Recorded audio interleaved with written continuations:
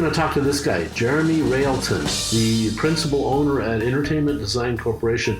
But I also think he's got some other stuff kind of going on right now.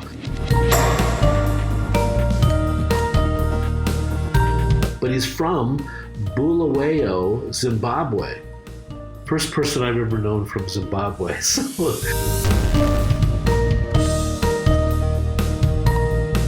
And he's an entertainment guy, like I said. He makes features and attractions and things like that. Somehow we got friended, and somehow I see his posts. And hands down, Jeremy always puts on the best posts. Maybe that's him. Jeremy? How are you? Good. How are you? Is this you? Oh, look at that. That is you. You know, you may be the only person I know from Zimbabwe. There are a few of us out here. Yeah. In the world. Okay. Well, cool. Some even came to Hollywood. So give us a little introduction to yourself. You know, as you know, I'm from Zimbabwe. I grew up on a farm very close to the Victoria Falls, like an hour away from the Victoria Falls as the crow flies. In the 50s, so it's very, very primitive. There were tribes there that had never seen, the kids had never seen white people before. And so my life grew up amongst the Zimbabwe because Mom and Dad were on the farm and working as hard as they could just to keep it going, out in the bush with no electricity and, very primitive, but incredible. For me, it was like the best childhood ever. So I had this kind of incredible bonding with the land, and I was quite advanced in that kind of situation. I'm getting kind of talked out. But the point is that by the time I was finally sent to boarding school at 9 years old, I didn't know my own dad. I remember Mom and Dad teaching me my last name on the way to school. Wow. So, and I got there and I was speaking half of the day and half English. So it was like just a mishmash. And the only people that could understand me was everybody on the farm. But at that age, I remember people saying to me, well, what do you want to do when you want to grow up? And I said, I want to be a farmer during the rainy season. And in the dry season, I want to be a painter. Okay. Wow. And so that was my dream. I want to just quickly cut to right now. And I am painting again. And I'm being a farmer. And you're out of the farm. It's the strangest thing. I look back and there's all of this kind of, coronavirus keeping us in and keeping us in the farm, keeping us away from work. I suddenly have found myself doing what I said I wanted to do when I was 9 years old. Wow, that's incredible. That's kind of a trip. They say that we kind of figure it out young. We kind of, when a kid's like in that age group, in that 4 or 5 year old, 6 year old, and you ask them, what do you want to be? That we have some kind of inkling. We have a notion already of what that might be. Where did the painting part come from? I have always, my whole life, was thinking, well, if I don't paint now, I can do it when I'm older. I've always got this.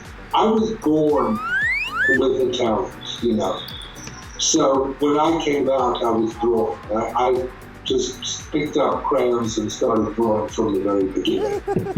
So there was no doubt, I mean, even my dad, who was a farmer in Africa, a tough guy, when I said, oh, I want to be a farmer, he said, no, you're too soft, and you're a good artist, you should become a teacher. the only kind of conflict I had with my parents is they said, oh, well, if you try to just do art, you'll starve in a garret. Okay. And you should become a teacher because then you can do art and, like that. And make a living, yeah. Okay. So anyway, I went through boarding school, an English boarding school on the border of Botswana and Zimbabwe. And it was sort of, you drove through kind of dry lands and ostriches, and then suddenly came to the gates, and there were green oak trees and cricket fields, and the whole thing was just set up like a British. Even the teachers were brought from England. So there was this sort of big disconnect. But the fact that I could paint and the fact that I couldn't speak English properly made my parents put me to elocution classes. And in the elocution classes, I kind of pumped through until I was about 13. And then they just said, you've got to start pulling yourself in. And so with the elocution classes, the elocution teacher was the housemaster's wife who'd been to RADA in London and was a theatre person. And so she made us read Shakespeare plays and Noel Coward plays, to go through it. So that's where my love of theatre actually came from my elocution and not being able to speak English properly. Wow. And then I left and went to Town University, and I went to the Paris Art School. I had a big bump when I went to art school because I'd grown up in the bush, and the only genius child would draw, and everything that I touched was perfect, and I got all of the love and the support and that. And then I went to college and found out, there's people who are way cleverer than I, way more handsome than I, and it was suddenly just a huge shock to realize that I was, in the world. So in 1967, I graduated from art school, and I went with a bunch of friends to London. It was like 6 weeks in London would be all very cool. And got there, in the summer of love. So I could not have been more excited and more happy than, being in London. And somehow, through going to clubs and just kind of being a curious person, I met a lot of people and got some jobs like record covers, and finally I got hired as an assistant art director. That's another whole long story.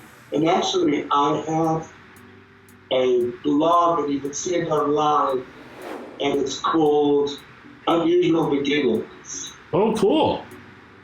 And so it will tell that whole story. Actually, I've got about 5 of them, and each one is dealing with a different aspect of my design career.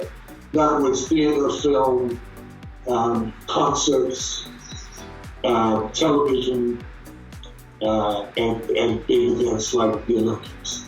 So each one of those blogs is deals. And when will you have the book finished? Well, I don't know.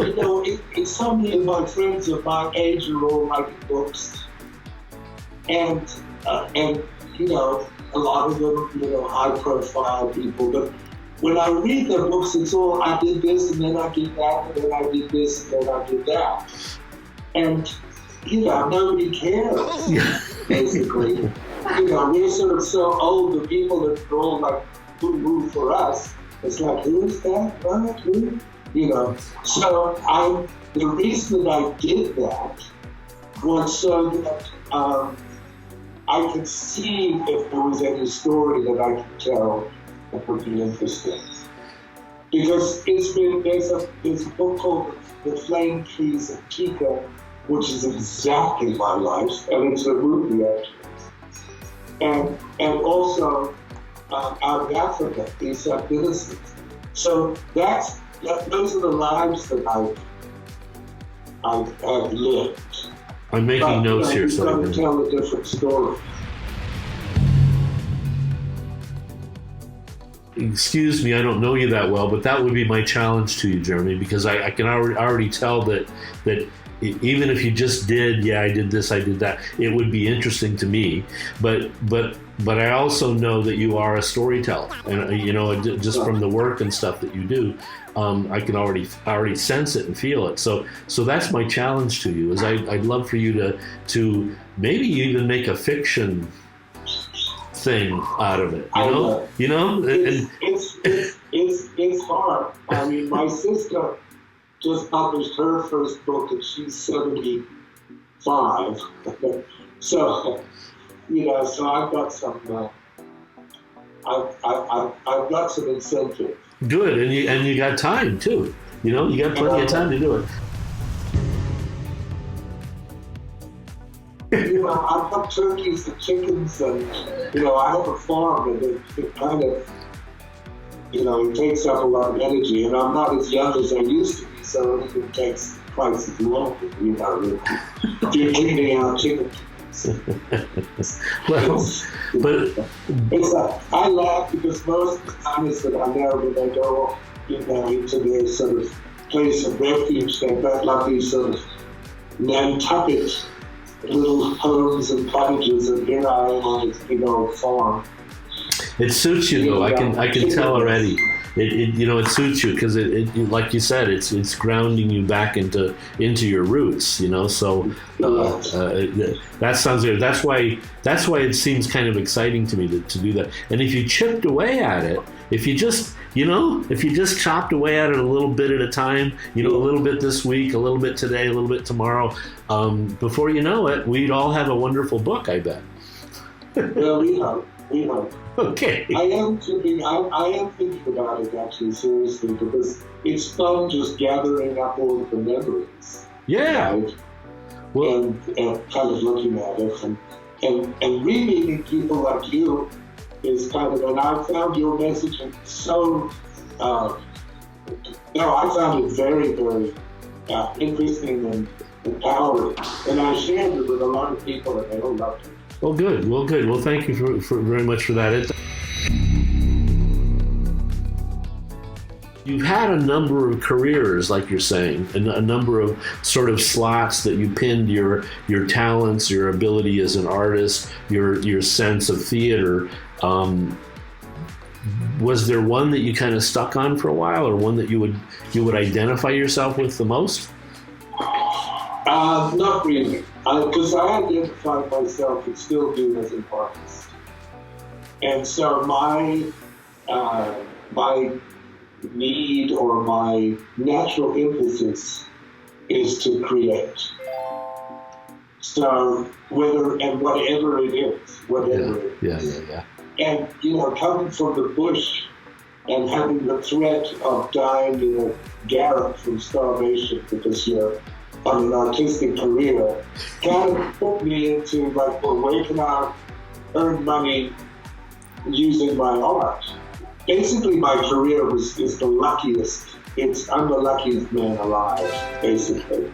And I start with a sort of a medium talent of being able to draw stuff. And it's just, everything turns out good. My dad always used to say to me, you always land with your bum in the butter.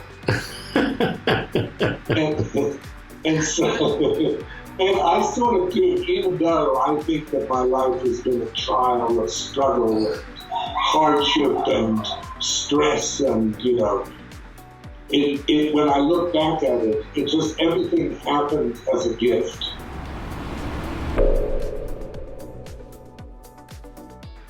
So I came to America.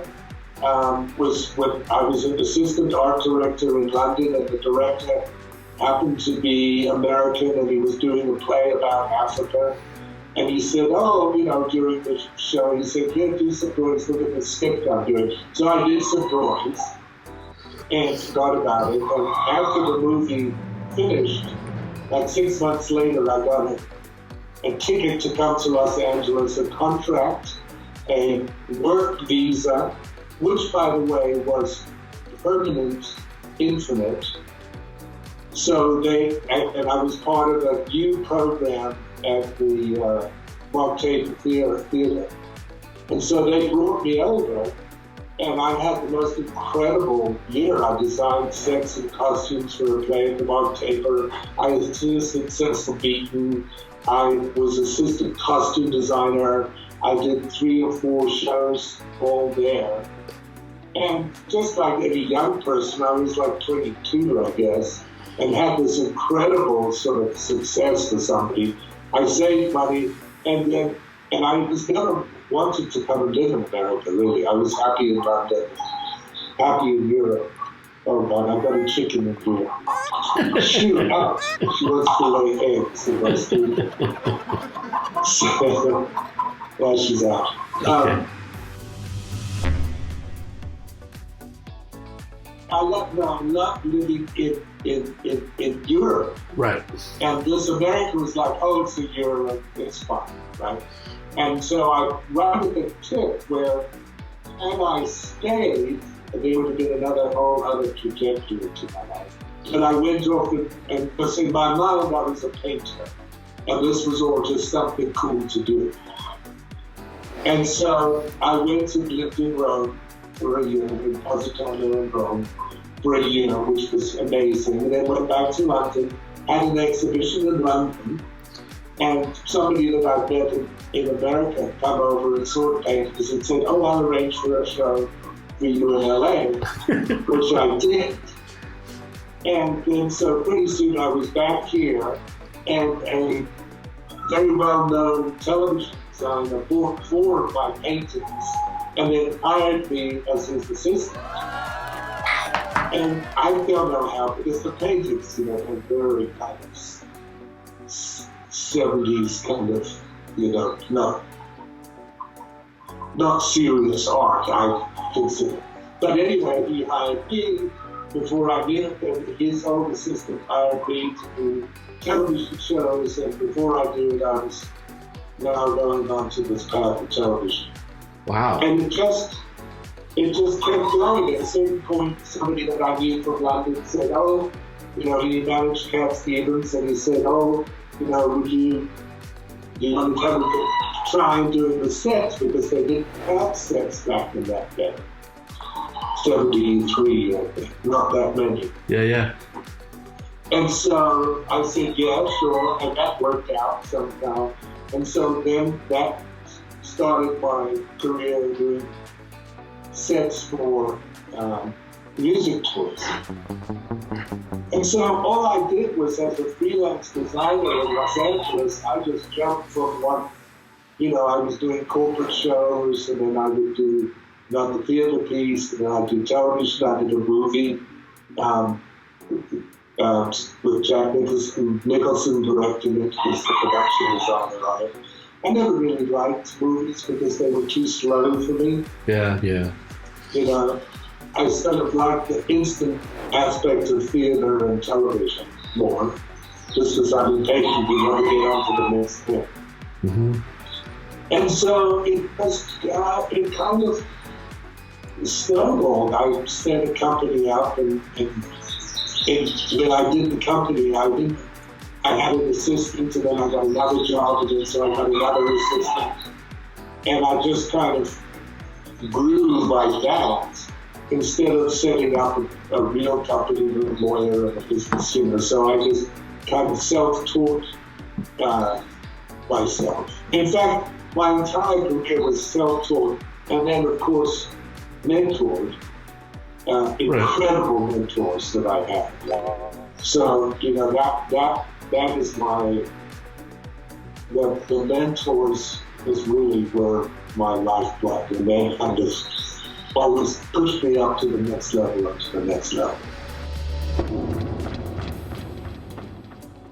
Yours wasn't a situation where you kind of, I had similar experiences, not as great as yours, but it was still, there was a next cookie, there was a next sweet thing, there was oh, that'd be cool, oh, that's interesting, I'll go do some of that, that's kind of fun, as opposed to other kids that we knew or that I knew that, you know, he wanted to be a pilot, or he wanted to be an engineer, or he wanted to be a lawyer, and he had a viewpoint in mind. I was just, you know, it sounds like you were doing the next thing. The because you were born with such talent, I think people recognized it, and then they wanted your help to create their dreams, so they invited you along for the ride, and it sounds like been a pretty fun ride. Yeah, it's been incredible. I mean, I've hit a few bumps and a few outstanding moments, you know, where the whole thing kind of collapsed, and you know, it's kind of gone down and up and down, but it's pretty soon everything comes out. And interestingly, you know, it was always annoying when I was young when people would say, well, you know, bad things always turn out to be good, and whenever something bad is, it's replaced by something good. You know, it's like, oh God, you know. Yeah, I know. I mean, it's that.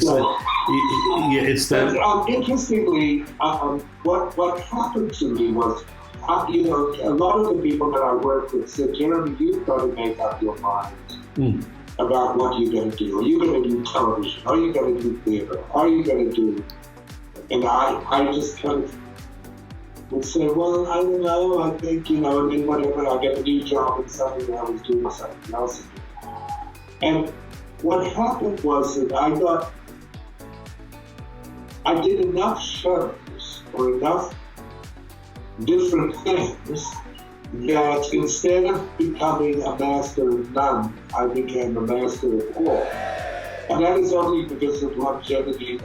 I did enough TV and enough stuff to kind of make me feel comfortable to move from one thing to another, and then suddenly theme parks popped up. I mean, the first thing that I did, I was invited to be part of the team for City Walk at Universal.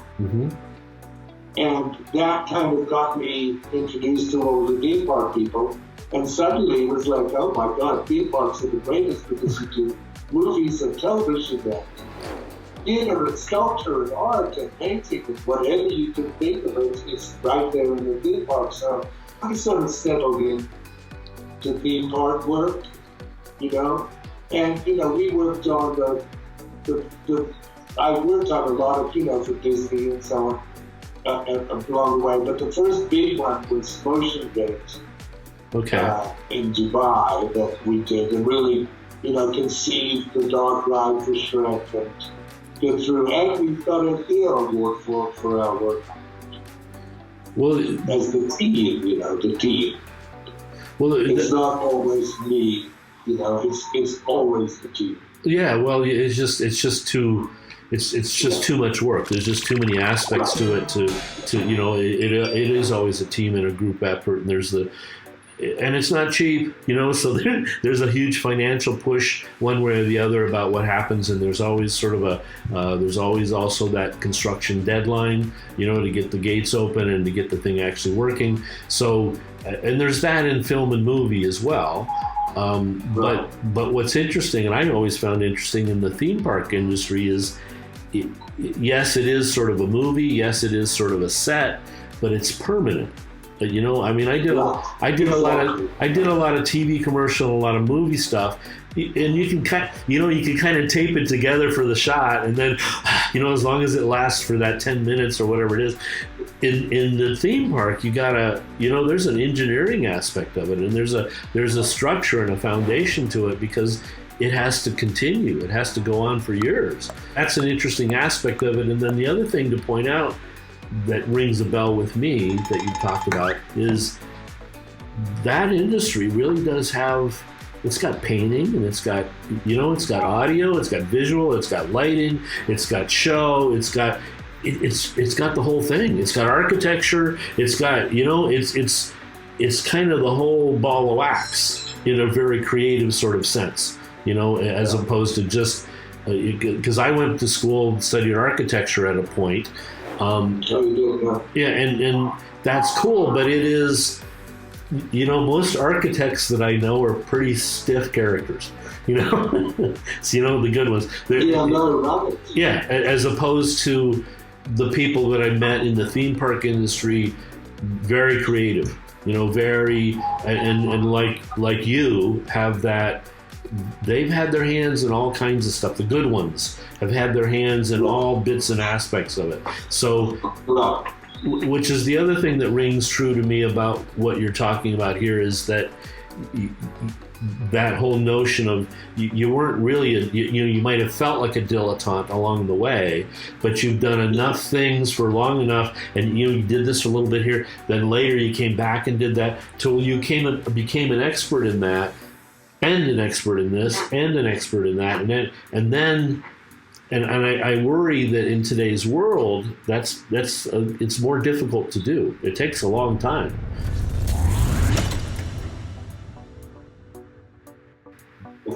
It's much more difficult to do because, for instance, when I did the Academy Awards, there was Renee Lardner and myself. He was the production designer, I was the art director. And then we had a prop man. And we did everything. We did the red carpet, we did we just did literally everything. Wow. Now, you've got a team, the art department is a team of people where there's a special department outside, the video's down, the media's down, it's most of the folks down. So you're right, it is much more difficult to do it now. And then just because there's big investment monies into it. Same thing with the film business, and I think online now is probably the best and the most creative, and I think there's huge opportunities there. So with one thing closing down, there's always something much better out. The technology in that way has helped us a little bit, in that sense that it used to be, as an artist or as a musician, you had to get picked up by a label and you had to go through this. Now people can get their stuff heard online, yeah, without, and then we have all this the technology where you can record things and mix it together yourself and do that. So we've kind of lost some freedoms in that sense that you just mentioned, where people get pigeonholed in a particular direction because it's so specialized. But we've also got it back with the online thing of now you really can play in a lot of different arenas. So it'll be interesting to see how this internet thing goes for us. It has its ups and downs. I'm just chasing the chicken. Good morning. She wants to come into my studio and lay eggs. Okay. Well, let me see what my normal kind of questions at this point is kind of, what challenges do you see in your industry? But where are you now? What do you? Obviously, you're at the farm and you're doing farming right now and taking a break. But where? In terms of a career path right now, where are you? I understand you just kind of made an allegiance with a couple other people and set up a company. Yeah. So just to tell you about the farm, it's funny because this is the first time in my life that I haven't been under the gun to deliver, pressure, right? It's like, you got to do it, you got to do the drawing, you got to do the thing. And this is the first time in my life that I haven't. And so I have not been able to slow down or stop designing. And I have 60 acres and a big old house here that I've had for 30 years, and it raised the families and all of that. Now it's sitting, and I turned it into Airbnb 2 years ago. Oh, okay. And it's completely successful.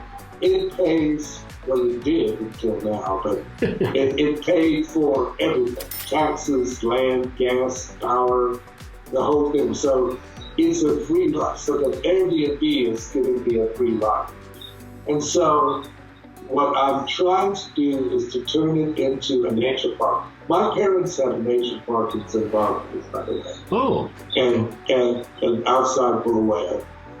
They unfortunately were murdered by terrorists in 1983. So it's always been a sort of an unrequited part of my life, with this sort of my connection with animals. And so what I'm doing here now is turning it into a nature park experience. So I'm doing a petting zoo, I'm going to do an event space, and I'm just doing a site museum at the moment, so anybody going for walks will know what trees and birds and flowers to do. So this is what I'm not just sitting around twiddling my thumbs now. I'm out and I'm actually building a nature park, a private nature park. I'm 5 miles away from the gates of the Sequoia Park. Okay. And our weenie is the largest tree in the world, the largest living thing in the world, the giant sequoia. So, it's a kind of no-brainer. Sure. Yeah. Wow. In terms of my career, I got to a point with entertainment design that I was burnt out. I was trying to kind of take a back step into it and let young people come in, because I just sort of felt like I had so many opportunities that I had to give back by mentoring people. And so I mentored some people successfully, some less successfully. I think everybody who's ever worked for me is somehow got something. I don't know. I didn't do it on purpose, but they liked it, and it's sort of been one of the successes that I've had is that I've trained a lot of designers. And so I was kind of trying to back off, and I found that my stress level was too high. I felt a little bit burnt out. And so I met with Scott Alt, who I've known I think we worked together for 30 years ago. Wow. And he was sort of adrift. And I talked to him about coming and running the company. And we've made a deal. We've called the company Rails and Entertainment Design, RED, which I love that name. And we've got like people around us now. So interestingly, whereas before I would always take young people to the company, I just got so tired. I mean, part of my burnout was dealing with young people and their egos and their demands and their, I'm going to sit next to the window. Yeah. Those sort of things became like the problem of my day, and I just thought, that's not what I'm here to do. Mm-hmm. I'm not a company man, but I'm a team builder and a team player, but as a sort of CEO, I don't think I do things well.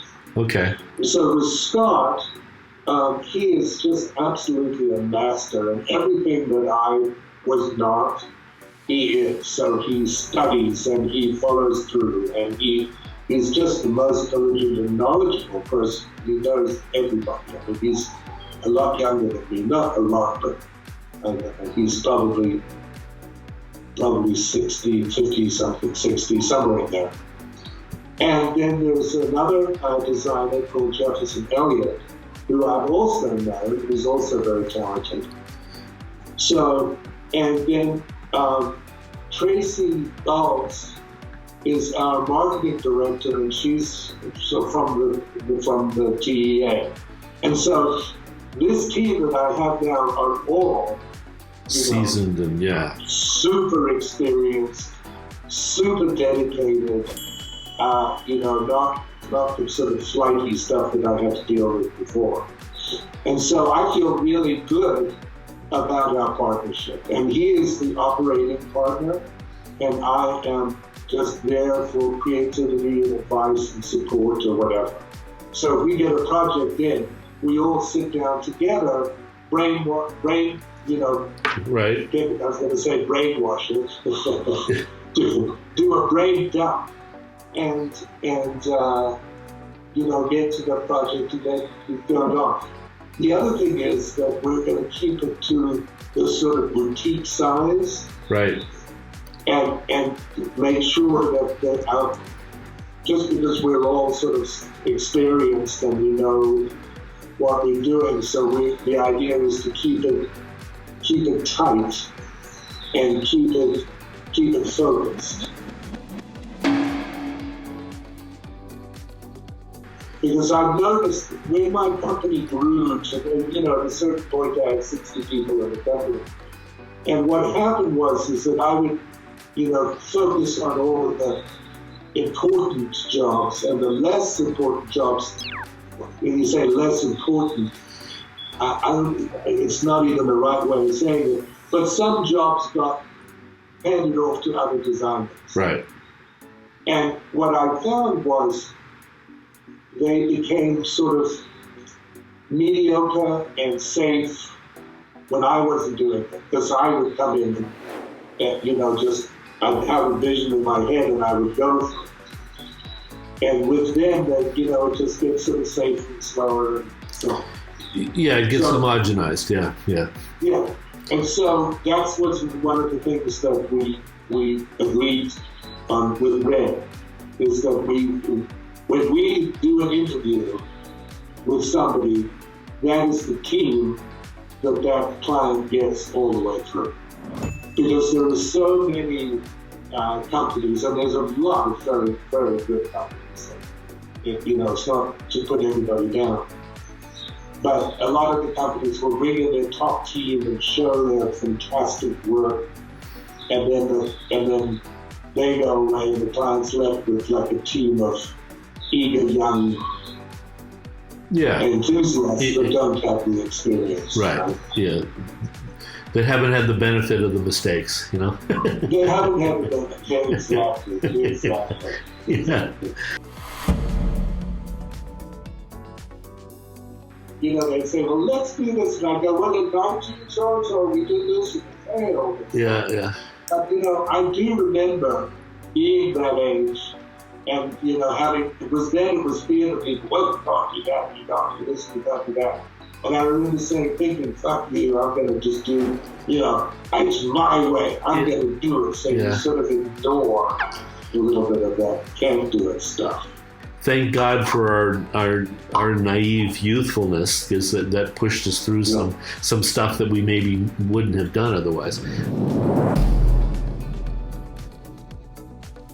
Now I see a little bit of a problem for you, and I feel the same sort of problem is you still have clients, and the clients will still want to push in a particular direction. Like I currently have a boss that sometimes I'll come up with stuff that I think is just brilliant and wonderful, and I lay it out there, and he goes, "Nah, I want to go this way," and you know, and you do that through your whole life as a designer. I mean, I don't know what the percentage is in terms of big design things and what actually gets built versus all the different ideas that are presented. It's probably only 10% that sees the real light of day, you know, and the rest of it is actually wonderful ideas, but for some reason got derailed. But I still see that as a little bit of with you, a client that actually appreciates your expertise and your depth and what you have, and giving you full reign to let you run off and do, you know, whatever the vision is, as opposed to trying to corral you. We as designers, we are service. This is a service. Well, the moment somebody pays you, you're in service. Right. So there's a few wonderfully lucky designers that some, you know, angel investor comes along and says, "Darling, do whatever you want." Right. And, you know, that is a chance in a lifetime. But basically, design business, there's no room for ego. It's just, you do it. The client has got an idea. If the client's idea is different to what you think is correct, then you do your best to show them examples and to try and educate them and bring them along in case of the best if it's not experienced. But I think that my thing is to just do the best that you can do with the tools that you've been given. And, that thing is like, well, they want us to change it to a blah, blah, blah. And that's wrong. That's not the right attitude. It's just like, well, go and do it on your own and suffer your own consequences. So I think that, you don't want to be a weak designer. You have to take strong opinions and communicate as much as you can your vision. But to sort of get on your high horse and say, well, no, I'm not going to do that. It's not, it's also not good for business. When you're in the ocean and the wave comes along and you go up. Or you can fight it if you want. You can try to fight it, but you're never going to really win that battle. So and I think you have gone through a lot of oceans and a lot of rivers and so forth. And the thing is you'll always kind of probably make the best out of whatever the situation is, which is really a good thing for your clients in the sense of, they own it, they need to live with it. So it's really what they want is ultimately what you're trying to achieve. And you're going to make it better probably because of your experience and your challenge to do that. So I think that's a lesson to throw out there for anybody watching, any young designers, which is kind of where I want to go to now is in terms of, let's say there's a 20-year-old out there watching, and these are guys that you already told us you're kind of done teaching everybody, but let's say there's somebody out there that has a talent, has a taste for it. What would be your advice to them? How would they best get started in this business? What would you do? What would you suggest to them? The easiest thing is never say no. Say again? Just say yes to everything. Yeah, okay. Never say no. If somebody says, I want you to design a toilet, something, and you just say yes. And that's how it happens. It's the positive aspect of the yes. The no and the manipulative, I don't think will work. So I say to young people is first of all clear your mind and let it be open. Think big. Don't try and copy what anybody else has done. The big problem with our theme park business is that there's so much money and people are so cautious. Yeah. That you have to wait for somebody to have a hit, right, or to have some huge success, and then everybody jumps on the bandwagon, and suddenly there are, there's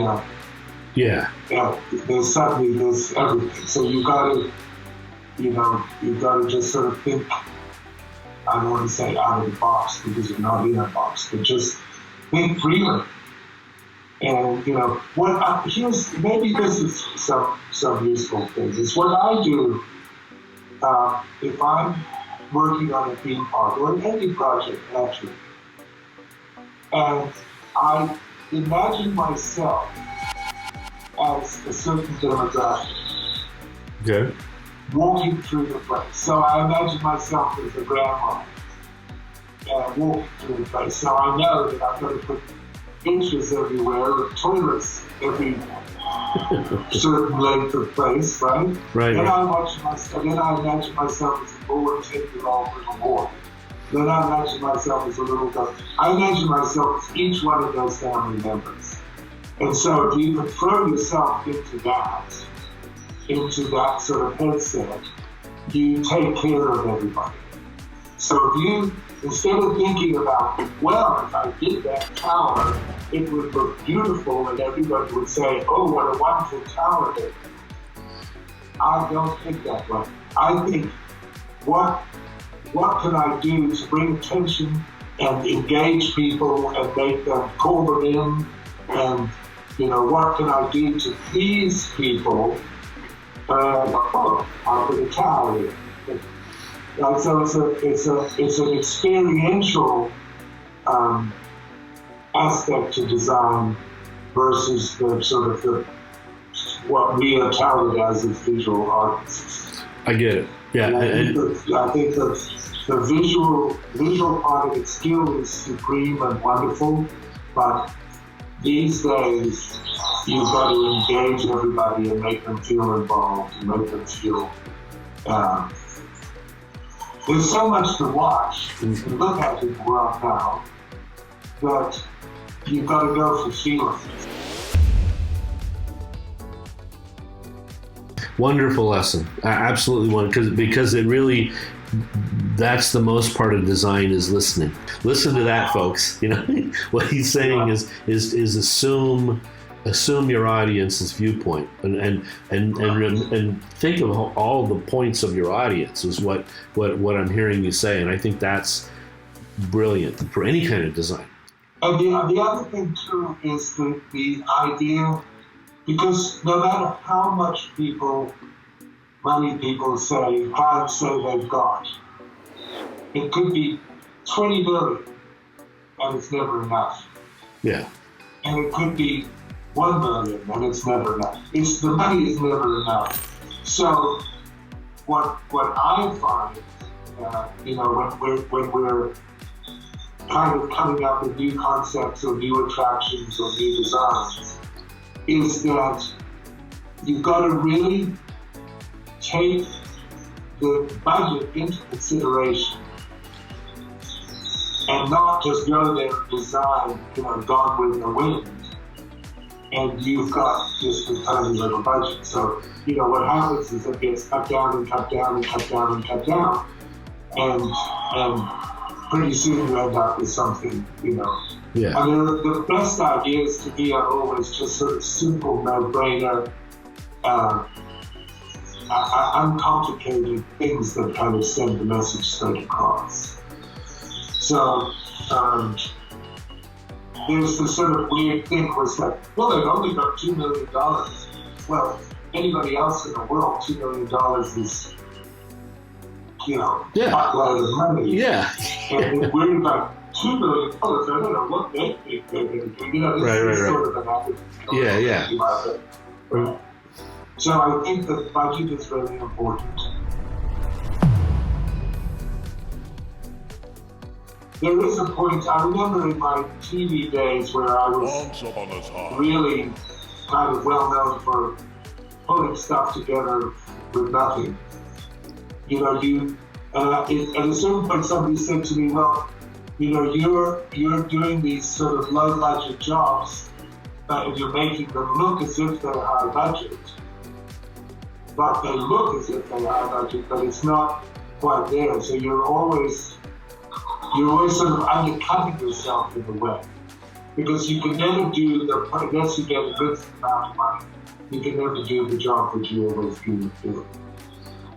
But I don't know, that's a bit of a mixed message. No, but I get it, because that's always been actually part of the fun for me.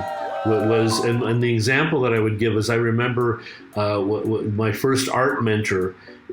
He gave me an art project because I had stayed out of the university because I didn't know what I really wanted to dedicate my attention to. And I thought maybe I'd want to be an artist. So I found a buddy, my brother's friend was an artist, and I went and kind of joined up with him.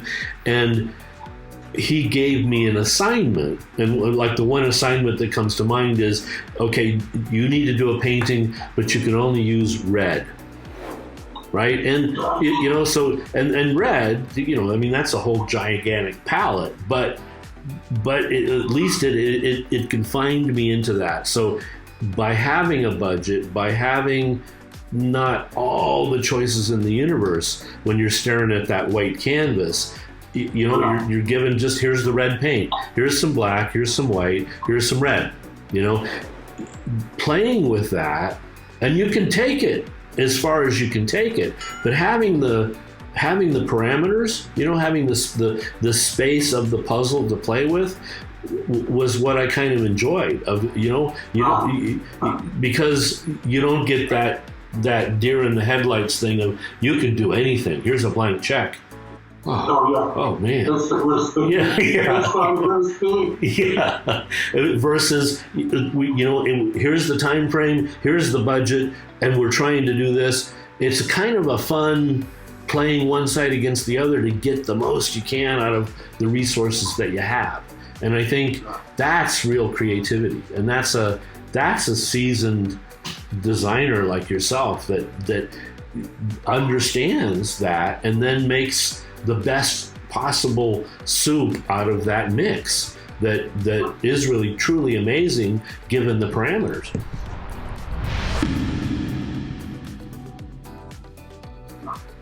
It's actually interesting while you were saying that. I was thinking that one of the things I do too is that when I get a budget and a job, the first thing I do is go through to find out what is possible and what is impossible.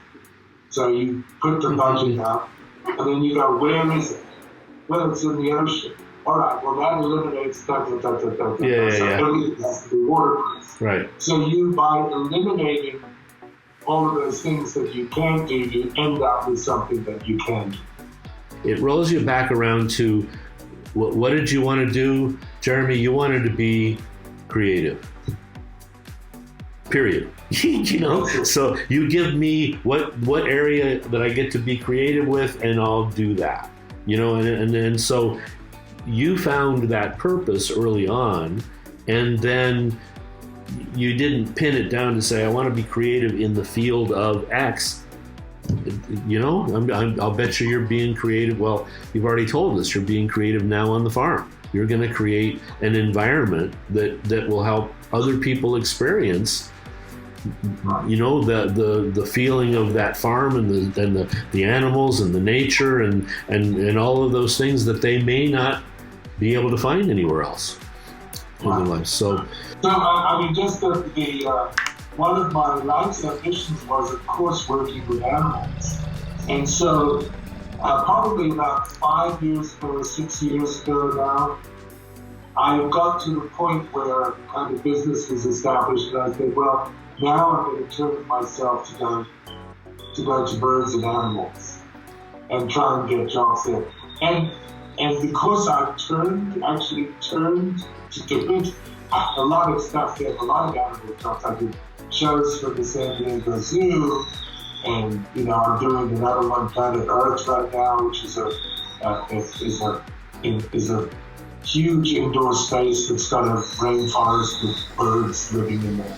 Awesome. And so there's a lot of stuff that's happening now with animals, which is great. And so the farm kind of, it's like almost not a change of career, it's almost the next step. I'll do my own animal farm. Of course, I have bobcat problems and, rain. You're looking for rain now. Yeah, okay. Things before it's, oh shit, it's raining now. It's like, where's the rain going to go?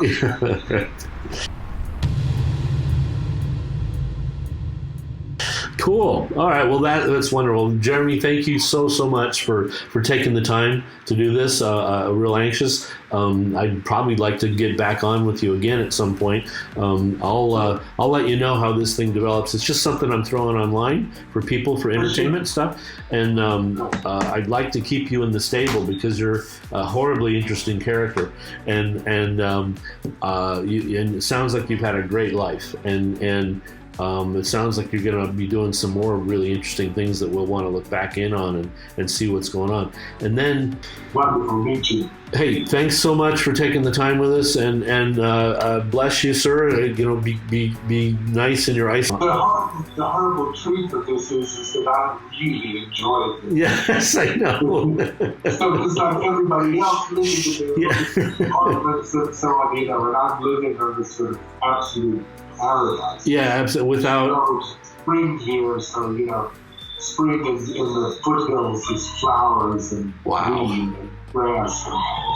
beautiful. So it is, it's heaven. So, and that's the other lesson for everybody that's out there kind of trapped in their home is, you know what, you're really in paradise. You really have time to unplug, kind of, you know, do a little self-searching and really begin to reappreciate, you know, what you have and where you're at, and Absolutely. enjoy it. So, and I hope people don't lose that as we get through it and back into the thing. Keep your foot centered in that, you know, in the enjoyment of what's around you. So, Jeremy, thank you so much. I appreciate it. I'll let you get on with your day, and we'll be looking forward to talking to you soon. Well, I'd love talking to you, Robert. Thanks. It's really nice that you got in contact. It's fun. Okay. All right. Take care. Thanks a bunch. Bye-bye. Okay, bye. Wow, that was great.